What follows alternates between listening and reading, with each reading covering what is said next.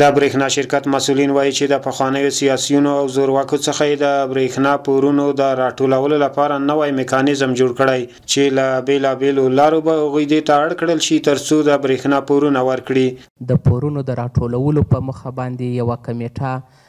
وټاکل سوله ترڅو موږ وکولی سو کوم پورونه چې پر پخواني سیاسیونو او یا زورواکو لرو هغه د دې کمیسیون پر مټ باندې ترلاسه کړای سو. د برېښنا شرکت مسؤلین وایي چې د پخوانیو سیاسیونو سره اړیکې هم نیولې دي ترڅو د برېښنا پورونه ورکړي چې یو شمېر پوروړي دې ته حاضر شوي ترڅو خپل پورونه ادا کړي. 33 پوروړي د خپلو پورونو اداینې ته چمتو سول او 600 میلیونه 2,14,804 افغانۍ چې د یادو پورونو نږدې 10 سلنه کیږي هم ترلاسه شوي دي. د برېښنا شرکت ویان حکمت الله میوندي په یوه خبري ناسته کې وویل اسانه کړنلارې به عملي کړي ترڅو پخواني پوروړي خپل لګښتونه ورکړي. په دې خاطر باندې چې موږ دغه پروسه نرمه کړای سو او اسانتیاوې پکښې را ایجاد کړای سو دوی ته مو خبر ورکوي که چیرې تاسې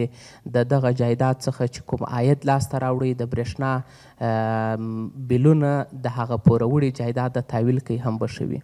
د برېښنا لګښتونه په کابل ښار کې عامو هیوادوالو ته له 2.5 افغانۍ څخه تر 10 افغانۍ پورې د 1 کیلو واټ برېښنا په بدل کې ټاکل شوي دي چې د اقتصادي ستونزو له امله یو شمېر هیوادوال د دغه لګښت د ورکولو توان هم نه لري. سال 1395 که منظور شده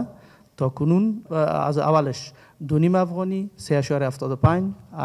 6.25 8.75 و 10. په تیرو کلونو کې یو شمېر لوړپوړو دولتي مسؤلینو او نورو زورواکو د برېښنا لګښتونه نه ورکول چې ځینې کسان په میلیونونو افغانۍ د برېښنا د لګښت پوروړي وو او د برېښنا شرکت یې له ګڼو ستونزو سره مخ کړی وو. د نوي سرپرست حکومت د راتګ سره تر ډیره دغه ستونزې هوارې شوي دي او له پاتې نورو پوروړو هم د پورونو د راټولولو هڅې روانې دي.